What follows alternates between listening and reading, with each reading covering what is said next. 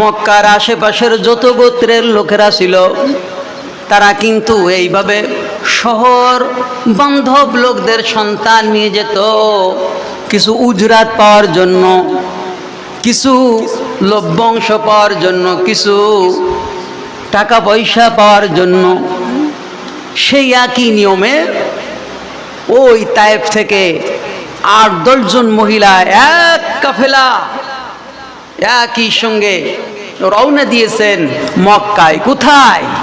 মক্কায় রওনা দিয়েছেন। এই মক্কায় আসবেন, কিন্তু আসার পথে হযরতে হালিমাতুস সাদিয়া একটা উটের উপরে বসেছেন এবং তার ছোট বাচ্চা সেই উটের উপরে আব্দুল্লাহ, আর স্বামী আর একটা উটের উপরে বসে ওই কাফেলার সঙ্গে আসতেছেন। কিন্তু এত দুর্বল উট যে কারণে ওই কাফেলার সঙ্গে আসতে সক্ষম হয় নাই।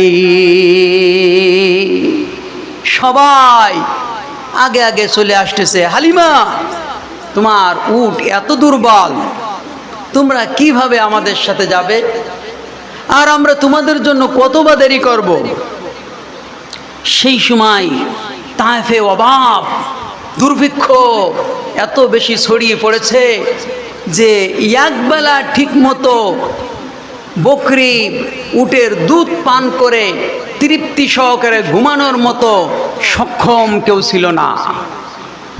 এমন দুর্ভিক্ষ দেখা দিল যে তায়েফবাসীরা অভাব অনটনে এমনভাবে নিষ্পেষিত হতে লাগলো, নিজেরা এমনভাবে অভাবের ভিতরে পড়ে যেতে লাগলো যে বাদশা মক্কা থেকে নিয়ে এসে যদি আমরা কিছু উজরাত পেয়ে যাই, আমাদের কিছু সম্পদ লাভ করতে পারি বিনিময়ে, তাহলে এটাই আমাদের জন্য হবে ভালো। হযরত হালিমাতুস সাদিয়া অনেক পিছিয়ে পড়ে গেলেন। এরা কিন্তু অনেক আগে এসে কোন গোত্রে সন্তান আছে, কোন গোত্রে বেশি টাকা পাওয়া যাবে, কোন গোত্রে বেশি উপঢৌকন পাওয়া যাবে, এই চিন্তা ফিকির করে বাচ্চা বাছাই করতে করতে ৮-১০ জন মহিলার কাফেলা সবাইরা বাচ্চা নিয়ে গেল ঠিক মতো। হালিমাতুস সাদিয়া পিছনে পড়ার কারণে শহরের আর কোনো বাচ্চা নাই, আর কোনো বাচ্চা নাই। হযরতে আমিনার ঘরের পাশে যে যাই শোনে এতিম, এতিম বাচ্চা শুনে সবাই দূরে চলে যায়। সবাই দূরে যখন চলে যায়, হালিমাতুস সাদিয়াও দূরে চলে যায়। কিন্তু কোথাও মক্কা শহরে আর বাচ্চা নাই। খালি হাতে যাওয়ার থেকে কিছু না কিছু নিয়ে যাই বুঝি ভালো। স্বামীর সাথে পরামর্শ করলেন, হালিমা ও আমার প্রিয়তম স্বামী, একবার খালি হাতে না যে কোনো না কোনো একটি বাচ্চা যদি এতিম হয় তারপরেও যদি নিয়ে যাই, যাই পাই পাই, না পাই না পাই, কিন্তু খালি হাতে ফিরে যেতে আমার মন চাই না। কেমন কেমন লাগছে, নিতে আসলাম বাচ্চা, সবাই নিয়ে যায়, আমি একা দুর্ভাগা, আমি কেমন ভাবে খালি হাতে যাই।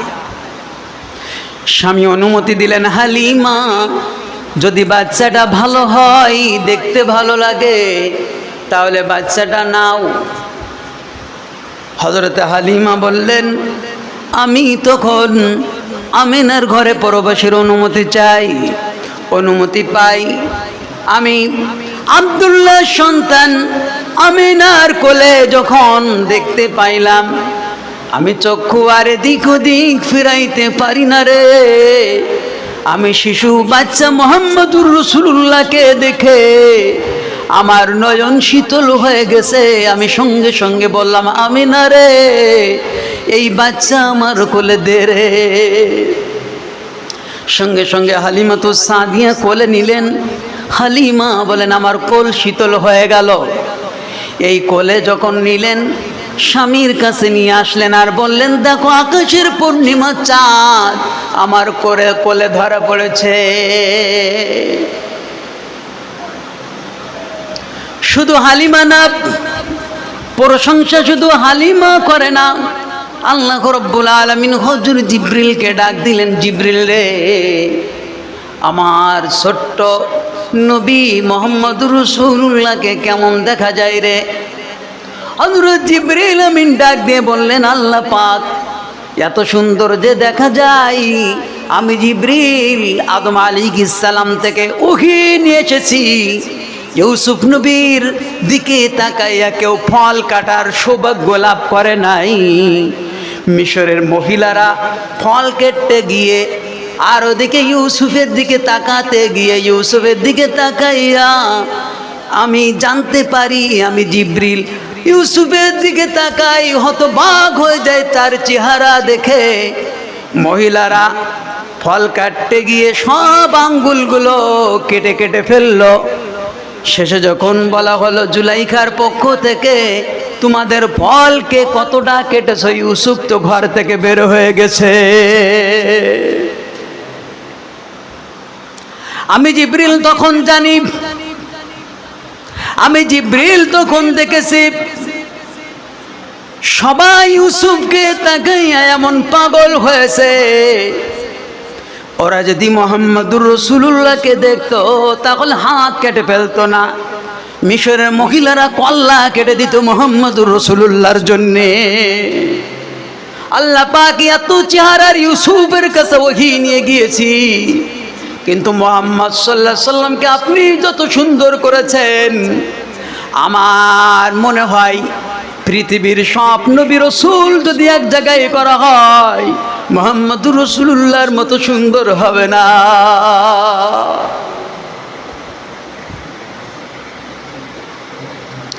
এই নবীজি মুহাম্মদুর রাসূলুল্লাহ সাল্লাল্লাহু আলাইহি সাল্লাম তাকে যখন কোলে পাইলেন তখন হালিমাতুস সাদিয়া বললেন, স্বামী হে, এই বাচ্চা নিয়ে যেতে চাই, উপঢৌকন মোটেই দরকার নাই, নির্শর্তে এই বাচ্চাটা মানুষ করতে চাই, যদি আপনার পারমিশন পাই।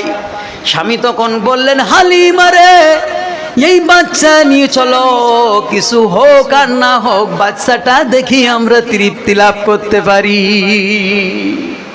হযরত হালিমাতুস সাদিয়া রওনা করলেন ওই গাধার উটের পরে, তার স্বামী উঠলেন একটার উপরে আর সন্তানদেরকে উঠালেন আর একটার উপরে। মুহাম্মদুর রাসূলুল্লাহ সাল্লাল্লাহু আলাইহি সাল্লামের ছোঁয়া পেয়ে ওই কাফেলার দুইটি উট এমন হয়ে উঠল, সকল কাফেলার যত উট শক্তিশালী ছিল মুহাম্মদুর রাসূলুল্লাহর ছোঁয়া পাওয়ার কারণে ওই উটেরা আরো বেশি শক্তিশালী আর সবল হয়ে গেল। সুবহানাল্লাহ, শক্তিশালী হয়ে গেল, এমন বাহন হয়ে গেল এখন কারেন্ট পিকআপ। যারা দুদিন আগে চলে গেল ওরা দুদিন পাস পড়ে যায়। কাফেলার লোকেরা যারা আগে চলে গেছে বাচ্চা নিয়ে, দুই একদিন আগে রওনা দিয়েছে, ওই কাফেলার লোকেরা বলে, হালিমা রে, তুমি তো আমাদের থেকে দুদিন পাস পড়েছিলে, আর এখন যে আমাদের আগে আগে চলে যাও, কারণটা কি? তোমার কি সেই উট যে উটের উপরে তুমি আস্তে আস্তে করে এসেছিলে? হযরতে হালিমা বলেন, এই তো আমার সেই উট যে উটের পরে আমরা আরোহণ করেছিলাম। তাহলে এত দ্রুতগামী হলো কিভাবে, এত শক্তিশালী হলো কিভাবে? সবাই আশ্চর্য হয়ে গেলেন। হযরতে হালিমা সবার আগে পৌঁছায় গেলেন। হযরতে হালিমাতুস সাদিয়া বলেন, আমি আমার বাচ্চা আব্দুল্লাহকে দুধ পান করাই, কিন্তু আমি কোনোদিন তৃপ্তি সহকারে আব্দুল্লাহকে দুধ পান করাইতে পারি নাই, কারণ আমাদের দেশে তখন বৃক্ষর ছায়া এমন পড়েছে, আমরা 3 বেলা না 1 বেলাও ঠিক মতো খাইতে পারতাম না তৃপ্তি করে। এখন আমার স্তন্যে মোহাম্মদকে রাখার কারণে এত পরিমাণ আমার দুধ বেড়ে গেল, শুধু আমার আব্দুল্লাহ না, মোহাম্মদকেও যেন আমার দুধ বেঁচে যায়। আমার বাচ্চা কোনোদিন আব্দুল্লাহ ঠিক মতো আরাম করে দুধ পান করে ঘুমাইতে পারে নাই, কিন্তু মোহাম্মদকে যেদিন আমার স্তনে দুধ পান করালাম, সেই দিন থেকে আমার আব্দুল্লাহ তৃপ্তি করে দুধ পান করে ঘুমায়া যায়।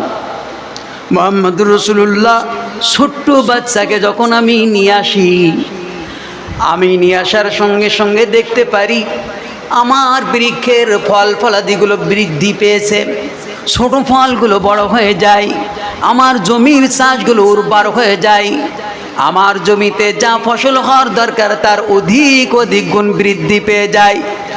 আমার উটগুলো যে চারণভূমিতে চালাই, ওই চারণভূমিতে আগেও চালাতাম, কিন্তু কোনোদিন তৃপ্তি করে আমার উটেরা খেয়ে সে পেট ভরতে পারত না। কিন্তু শিশু মোহাম্মদকে আনার পর আমি দেখতে পাই আমার উটিদের পেট ভরে যায়, অল্প খাওয়াতে বরকত হয়ে যায়। আর আমার বকরি উটগুলো সবগুলোর দেখি যার দুধ মোটেই হতো না, সেইগুলোর দুধ এত বেশি হয় কল্পনার বাইরে। আমরা নিজেরা তৃপ্তি করে খাই এবং অন্যদেরকে খাওয়াই, আমরা বিক্রয় করি, কিন্তু আমাদের কোনো অভাব নেই। এখন শুধু বরকত হতে হয়, শুধু বরকত হতে যাই, যা আমাদের যা কিছু সব কিছুর ভিতরে বরকত পাওয়া যায়। শিশু মুহাম্মদুর রাসূলুল্লাহ সাল্লাল্লাহু আলাইহি সাল্লাম আসার কারণে আমাদের যেই বরকত হচ্ছে মানুষ বুঝতেই পারে নাই।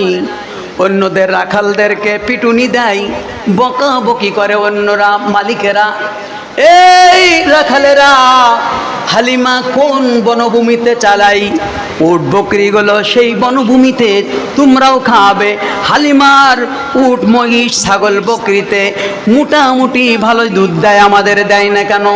একই চারণভূমিতে নিয়ে যাবে। কিন্তু এটা যে আল্লাহ রাব্বুল আলামিন তার বিশ্বনবীকে পাঠিয়ে দিয়েছেন, বরকতের দুয়ার খুলে দিয়েছেন, কিন্তু এটা তো কেউ বোঝে না। একই চারণভূমিতে চারাই, সন্ধ্যা হয়ে যায়, বাড়িতে নিয়ে যায় রাখালেরা, কিন্তু পেটে কোনো খাবার নাই, দুধ নাই। এইভাবে করে তারা দেখলো এটাও কার্যকারিতা হয় না। এইভাবে হযরতে হালিমাতুস সাদিয়া রাদিয়াল্লাহু তাআলা আনহা তিনি আব্দুল্লাহকে, সাইমাকে, বোন সাইমা, দুধমার আরেকটা মেয়ের নাম সাইমা, এই সাইমা নিয়ে আসে রাখালের মতো এই পশুগুলো বনে, মাঠে, পাহাড়ে, এইগুলো যখন নিয়ে আসে খাওয়াই, মুহাম্মদুর রাসূলুল্লাহ সাল্লাল্লাহু আলাইহি সাল্লামকে নেওয়ার জন্য চেষ্টা করে সাথে। মুহাম্মদুর রাসূলুল্লাহ সাল্লাল্লাহু আলাইহি সাল্লাম ছোট্ট মানুষ, সাইমা তাকে রাখতে চায় না, খুব ভালোবাসে। মুহাম্মদ সাল্লাল্লাহু আলাইহি সাল্লামকে হযরতে হালিমাতুস সাদিয়া দিবে না, কিন্তু তারা বাইনা ধরে আমরা যাই, মুহাম্মদকে আমরা থুয়ে যেতে পারি না। হযরতে হালিমা বলেন, আমি তাদেরকে বারবার বলি মুহাম্মদকে আমার কাছ থেকে সরলে আমি থাকতে পারি না। মুহাম্মদের প্রতি আমার এত ভালোবাসা, এত দয়া মায়া হয়েছে, মুহাম্মদ ছাড়া আমি চলতে পারি না। শিশু মুহাম্মদ আমার কাছে না থাকলে মনে হয় যেন আমার কাছে কিচ্ছু নাই, আমি যেন হতাশ হয়ে যাই, তোদের কাছে দিতে পারবো না। তারপরও সাইমা আর আব্দুল্লাহ ছোট্ট ছোট্ট, তারা কিন্তু ওই রাখালের ভূমিকা পালন করে। মুহাম্মদ সাল্লাল্লাহু আলাইহি সাল্লামকে না নিয়ে যাবে না। এদিকে হালিমা বলে রৌদ্রের কারণে দিব না। সাইমা বলে, মা গো তুমি কিন্তু জানো না, মুহাম্মদ যেখানে যাই সেখানে কিন্তু আকাশের মেঘ ছায়া দেয়। মা গো, মুহাম্মদ যদি মাঠে যাই, মুহাম্মদের কারণে আমরাও ছায়া পাই, তুমি মুহাম্মদকে আমাদের সঙ্গে যেতে দাও। সাইমার পীড়াপিড়ির কারণে মুহাম্মদুর রাসূলুল্লাহ সাল্লাল্লাহু আলাইহি সাল্লাম কয়েকদিন চারণভূমিতে গেলেন। হঠাৎ একদিন দেখা গেল মুহাম্মদ সাল্লাল্লাহু আলাইহি সাল্লামকে আর যেতে দিল না।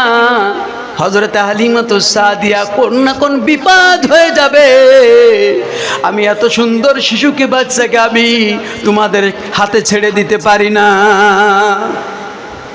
3 দিন যায়নি মাঠে। 3 দিন না যাওয়ার কারণে হযরতে হালিমাতুস সাদিয়ার একটি বকরি হঠাৎ করে শ্রীগালে ধরে নিয়ে গেল।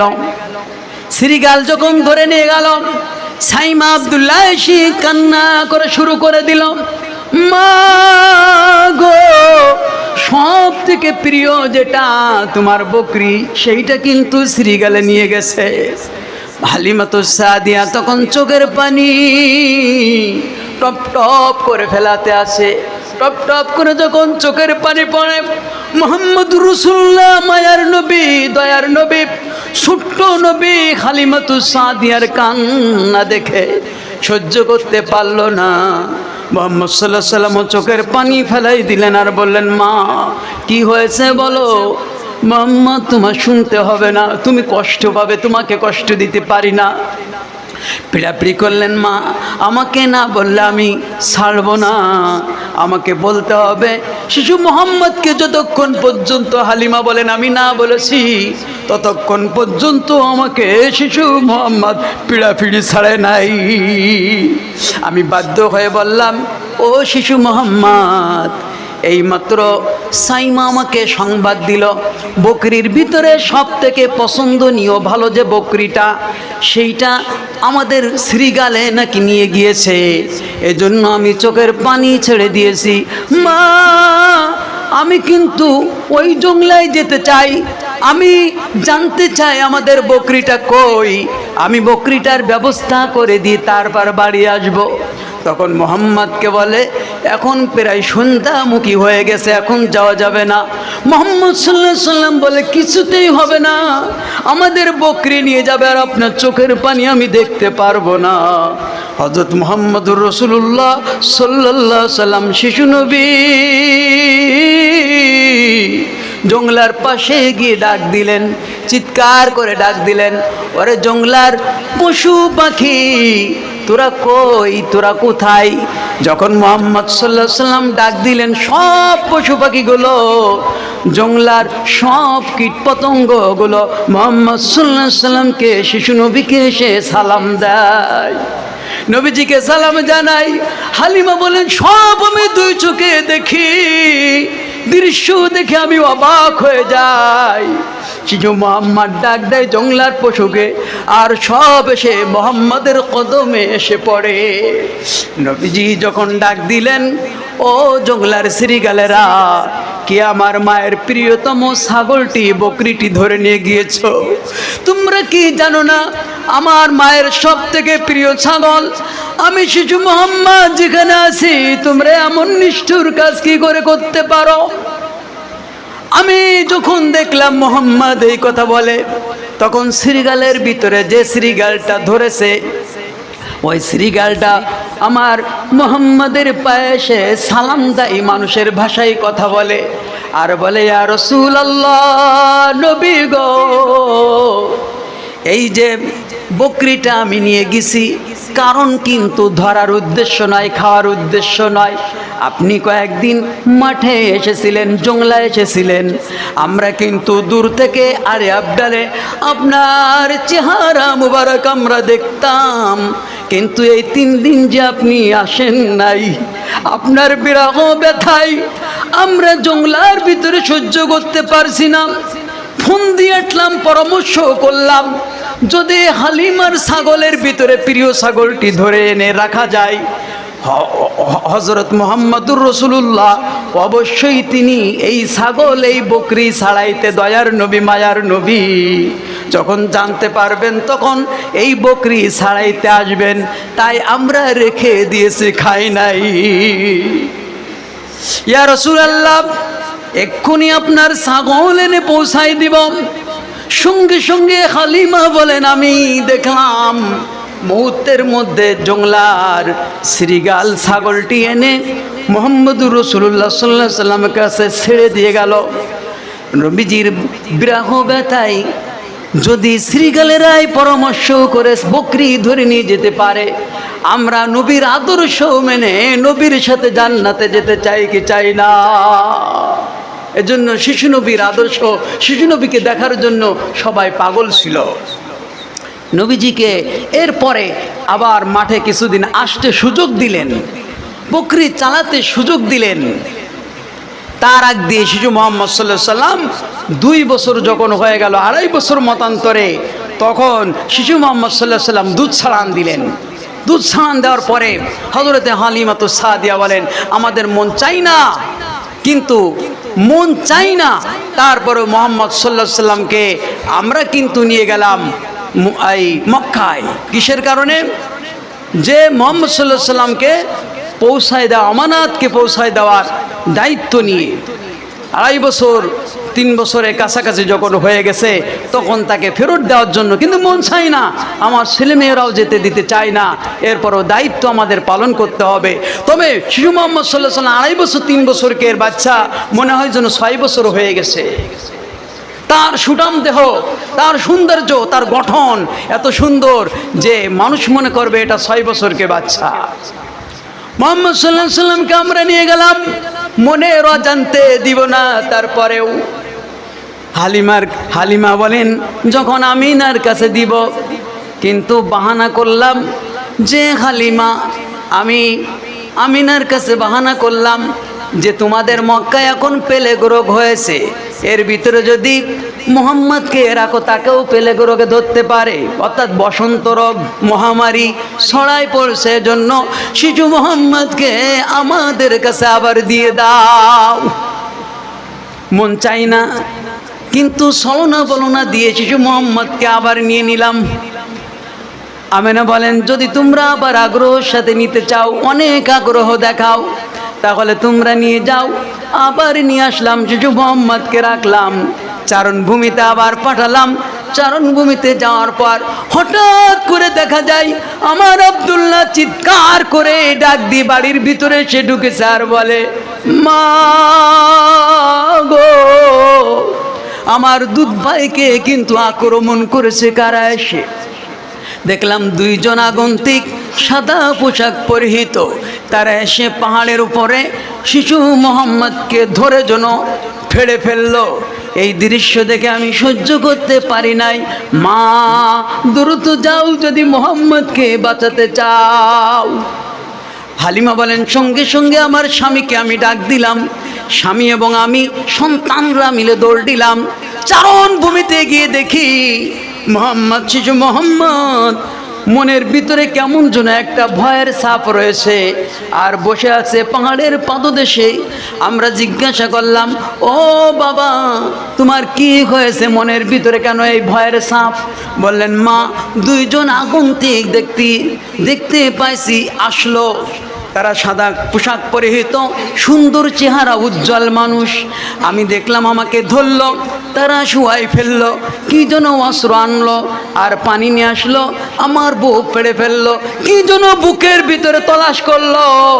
এবার তলাশ করে কি যেন বের করে আবার আমার সিনাটা পরিষ্কার করে পানি দিয়ে ধুয়ে মুছে সুন্দর করে তারা চলে গেল।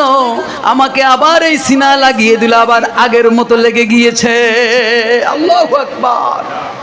হালিমাতুস সাদিয়া বলেন, কি বিপদ! পরের ছেলে আনলাম, একবার নিয়ে গেলাম, আবার যদি এই 6 মাস হতে না হতে আবার যদি ফেরত দিই, বলবেন এত আগ্রহ করে নিয়ে চলে গেলে আবার আগ্রহ করে কেন ফেরত দিচ্ছ? কি যে বলবো রে আমিনার কাছে। মুহাম্মদ সাল্লাল্লাহু আলাইহি সাল্লামকে নিয়ে এলেন। মুহাম্মদ সাল্লাল্লাহু আলাইহি সাল্লামকে বাড়িতে একটু শোয়াই দিলেন, বাড়ির ভিতরে ঘুমিয়ে পড়লো। এদিকে ধর্মযাজক গুরু, আমাদের যেমন হুজুর, তৎকালীন তাওরাত জাবুরের যারা পণ্ডিত ছিল, তাদের ভিতরে তাওরাতের পণ্ডিতকে ডাক দিলেন ঝাড়ার জন্য, ঝাড়ফুঁক করানোর জন্য। ঝাড়ফুঁক করার জন্য তাওরাত কিতাবের পণ্ডিত যখন এসে মুহাম্মদকে দেখলেন, সব তাওরাতের ইতিহাস খুলে খুলে দেখলেন, এই জায়গায় দুধ পান করবে, এইভাবে এরকম মানুষ হবে, এইভাবে হযরত জিবরিল আমিন এসে সিনা চাক করে পরিষ্কার করে দিবে, সুন্দর পরিষ্কার করবে। মেয়ারাজে যাবে তার আগে 2 বার সিনা চাক করা হবে, পরিষ্কার করে দেওয়া হবে, আত্মা পরিষ্কার থাকবে, কোনো কুরসি এদিক ওদিক হবে না, এগুলো পরিষ্কার পরিচ্ছন্ন করে পবিত্র মানুষে পরিণত করা হবে। আমার তাওরাত কিতাবের ইতিহাস সব খুলে খুলে দেখি, মুহাম্মদের চেহারার ভিতরে তাই, মায়ের নাম হবে যা তাই, বাপের নাম হবে যা তাই, সব মিলে মিলে যাচ্ছে রে। মুহাম্মদ সাল্লাল্লাহু আলাইহি সাল্লামকে ধরলেন বুকের সঙ্গে জড়িয়ে আর বললেন, ও আরবেরা, জলদি করে চলে আসো যদি তোমরা বাঁচতে চাও। তোমাদের ধর্মকে উলট পালাট করে দিয়ে ছাড়বে। এই শিশু আগামী দিন, এই শিশু তোমাদের বাপ দাদার ধর্মকে চূর্ণ বিচূর্ণ করে ছাড়বে। আমি তাওরাত কিতাবের সব মিল করে দেখেছি। শুধু মোহাম্মদকে মারা লাগবে না, আমার সহ মেরে দাও, তাহলে ইহুদিরা তোমরা বেঁচে গেলে। হালিমা বলেন, সঙ্গে সঙ্গে বাচ্চাকে আমি টান দিয়ে সিনাই নিয়ে আর বলি, তোমার মাথা খারাপ হয়ে গেছে, তোমাকে এখন ঝাড়ফুঁক করতে হবে। তুমি একজন ধর্মগুরু হয়ে উল্টো পাল্টা কি বকছো। এই বলে আমি কেড়ে নিই এবং জলদি জলদি করে আমিনার কাছে ফিরাই নিয়ে যাই। আমিনার কাছে যখন ফিরাই নিয়ে যাই, আমিনা আমাকে বলে, এত আগ্রহ করে নিয়ে গেলে, আবার আগ্রহ করে কেন ফিরাই দিচ্ছ? আমি হালিমা লুকায় রাখি, এসব ঘটনা বললে তো আমি ধরা খেয়ে যাই, আমার পরে একটা প্রেশার আসবে, আমি তো বলতে রাজি না। কিন্তু আমি যখন আগ্রহ করে ফিরাই দিচ্ছি, তখন আমি না পিড়াপিড়ি করে, কি হয়েছে ঘটনা খুলে বলো, ঘটনা খুলে বলো। ঘটনা যখন খুলে বলার কথা বলা হয়, তখন হালিমা বলেন, আমি বলতে চাই না। কিন্তু এক পর্যায়ে যখন পিড়াপিড়ি করতে লাগলো, কোনোভাবে আমাকে ছাড়বে না, আমি পিছনের এই ঘটনা বললাম। তখন আমিনা আমাকে বলল, তুমি তো জানো না, ইনি হবে বিশ্বনবী, আখেরি জামানার পয়গম্বর মুহাম্মদুর রাসূলুল্লাহ। ইনাকে জিন পেতে কোনো দিন ছাপ দিতে পারে না, যদি হয় তাহলে সেই মহান আল্লাহ রব্বুল আলামিনের দুধ ছাড়া আর কিছু নয়।